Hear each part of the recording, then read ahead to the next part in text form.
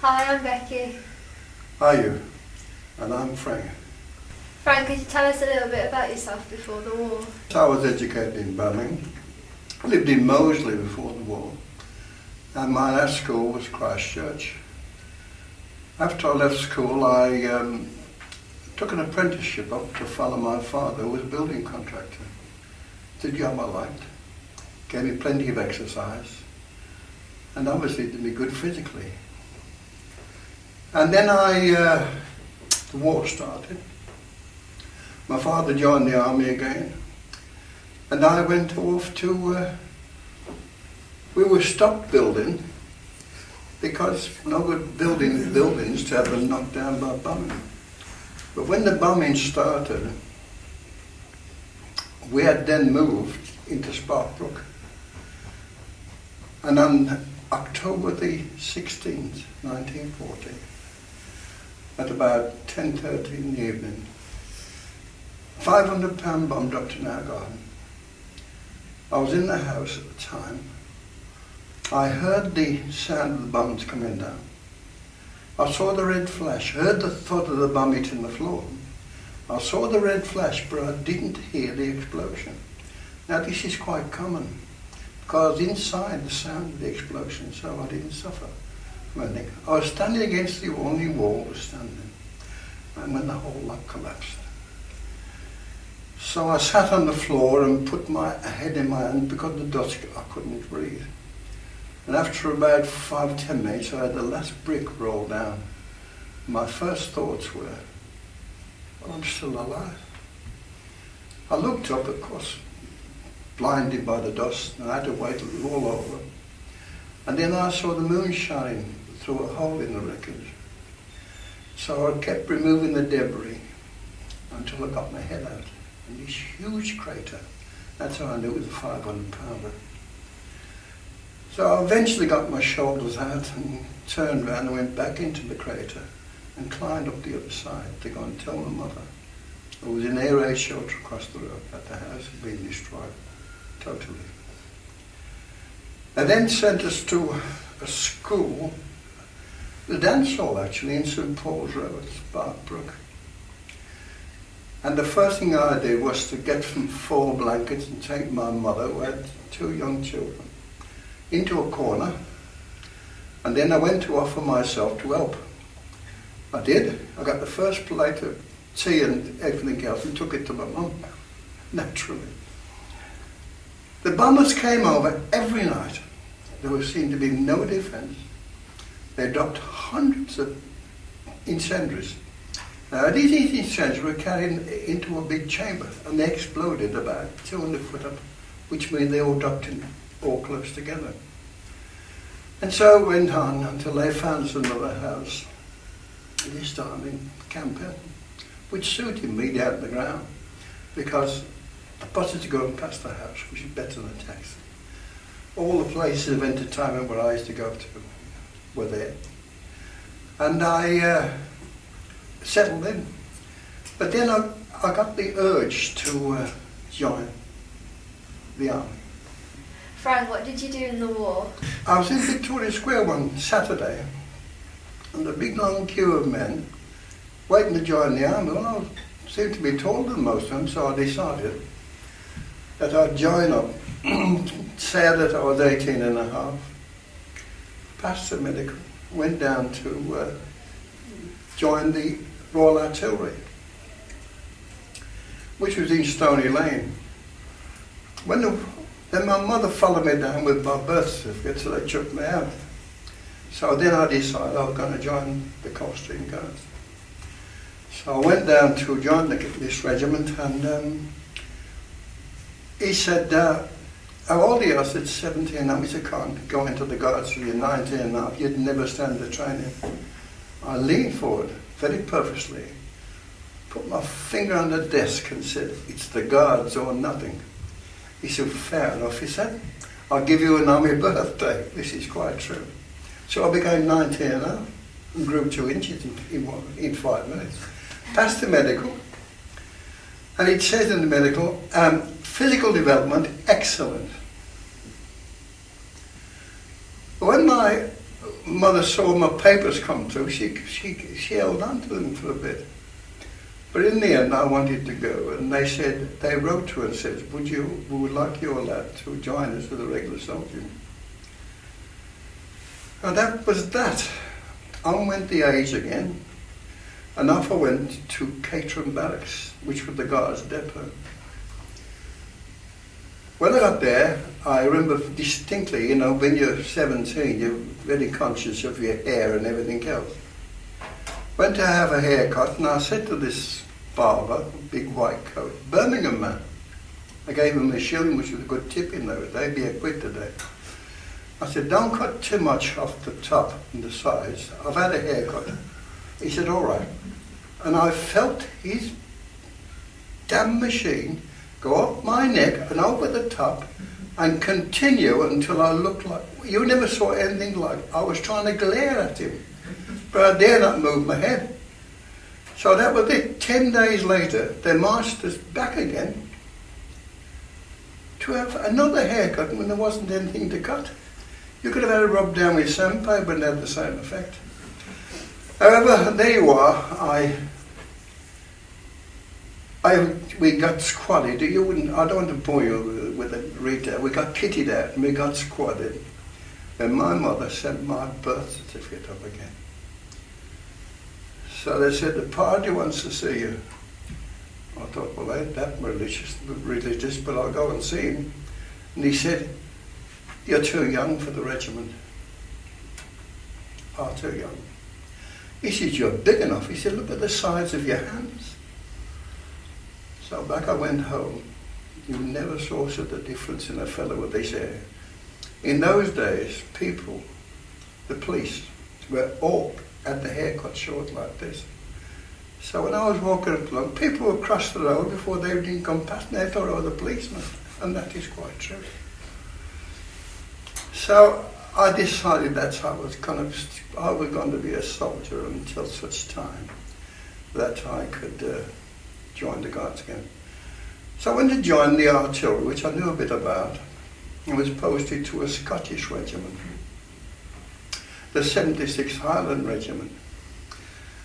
Yes, 19 and a half, no trouble at all. You'll be transferred back to the Guards. The only thing was, I could learn to lay the gun and fire it and everything else. The Colonel sent me one day, Colonel Gray, and he says, I've been called to North Africa, and I'd like to take you with me. Well, what could I say? Not bloody likely. No, you must have. So I said, oh, thank you, sir. But my whole world collapsed. I had a 48-hour leave. When I come back, the Colonel had gone, which was enough for me. So I started to pack my kit up. I thought, I've got about 12 months training to do. The invasion's going to be next year, and I want to be in it. I said to my friends, put my kit into the stores in the morning. I've got something to do in Birmingham. And they walked with me. I never had a penny in my pocket. And they walked with me about 2 or 3 miles.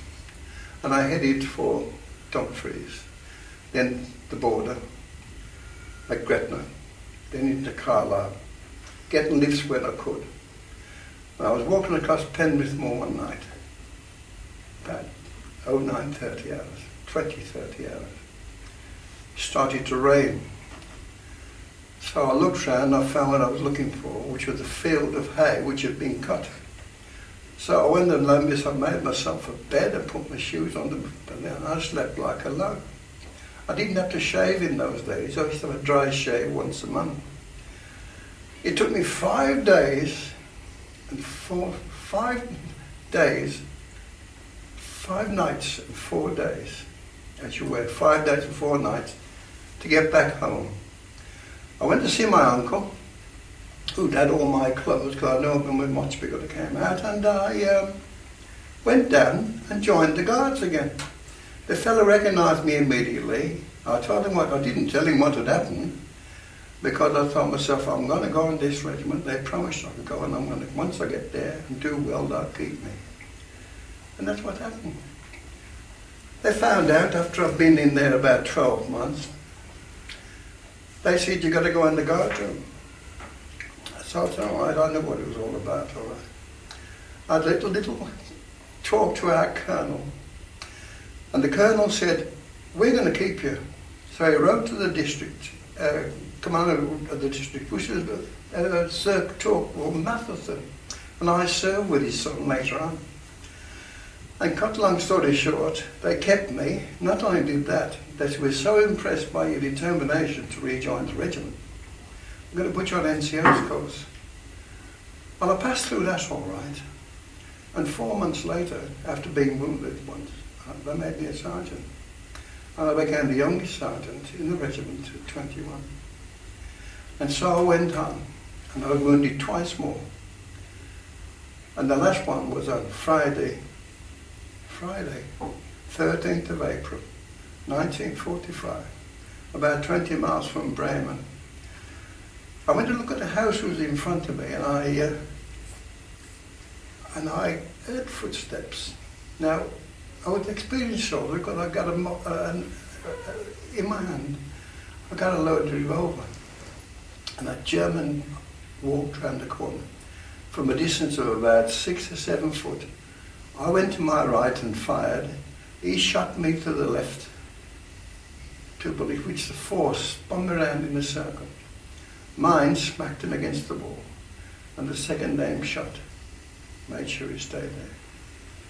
And that's what I did during the war. I served in peacetime, trooped the colour, did all the ceremonials, guard on Windsor Castle. I can tell you stories about all of these places. And I've skipped such a lot in the war, like liberation of Brussels, which anybody who was there will never forget. And the terrible battles at Eppen and Bayerlingen, where the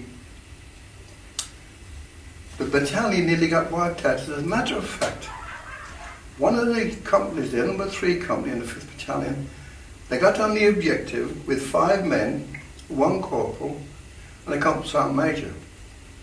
They gave him the DCM, they held it all night. And I mention him especially because I've just received an invitation to go to a funeral at St George's Chapel at Windsor Castle. He just died. Oh, there you go. There's a little bit for you to start with. I've seen a photo of you with 2 of the men in army uniform. Could you tell us a bit about that? On April the 1st, 1945, we crossed the Rhine on the 30th of March, across a bridge aptly named Churchill. But we also did the last attack at Wesel to clear the way so that this invasion could be prepared for. We headed up to the perimeter where the paratroopers were. The German engineers, and we headed for Enschede. The German engineers were dropping trees across the roads. But we kept going by. And then we got there on the Sunday afternoon, April the 1st, Easter Sunday. At 2:30 hours, the tanks went to the right and the infantry, of which I was part of, went to the left. And we started to go through the streets, running through the streets. Now my officer, who was Matheson, and this big tall fellow, 6'4", he ran on. I ran after him, shouting to him, keep away from the corner. Because if you're going to hit somebody, you wait till they get to a corner, wait till they get there. Nice shot, down they go. So anyhow, we got to the corner, and I put a burst at some Germans who had just left the warehouse and set fire to it. He said to me, now go up to, he pointed to a spot. Now in street fight, if you want to live, you keep out of the street. So I went straight into the gardens, and people were pointing excitedly to this British soldier. The rest of my squad, only 7 were left. And I saw some Germans, and a roundabout. And I knew if I get to this roundabout, I could dig in and command 5 rows. I did this, and we got through, and we dug in. I put a woman ran across to me, at least what them damn Germans did. She said, she was about 30 years of age, she said that they just shot my dad. Is he wounded? He said, no, he's killed him. At that moment, Torquil Matson, second lieutenant, appeared on the spot with the Sergeant Blades. I told him what I wanted to do. He said, no, don't do that. Stop right where you are. And we had a photograph taken by a man called Jan. He was at work for Delta Films. And he took our photographs, and I said, how about a picture, you know? So we stood there while the battle was going on. We were battle experienced, you know. And he took our picture. Now, this officer came from a very, very famous Coldstream Guard's family. They had a clan, and he was Torquil Matson of Matheson. And this clan meets from all over the world. But there we were, and Sergeant Blades came up at that moment. People were trying to push flowers in their hand. But that's how we took Enschede. And the city historian said to me afterwards, he said, the Germans were here for 4.5 years, but your young guardsmen drove them out in 24 hours. Coldstream Guards. Hope you find that interesting. Frank, could you tell me about your medals? This one here, you have to be in a theatre of war for the minimum of 6 months. That's a senior medal. This is the France and Germany medal, which means you fought your way through France, through Belgium, through Holland, into Germany. This was the war medal, defence medal. If you were there in Britain during the fact when it was threatened by invasion, you got that. This is a war medal, which was given afterwards. This you'll find particularly interesting is the Arnhem medal. See all those bridges? Well, the guards got through every one of them. They put the guards in the front. And that one there is because I've been a veteran for 50 years.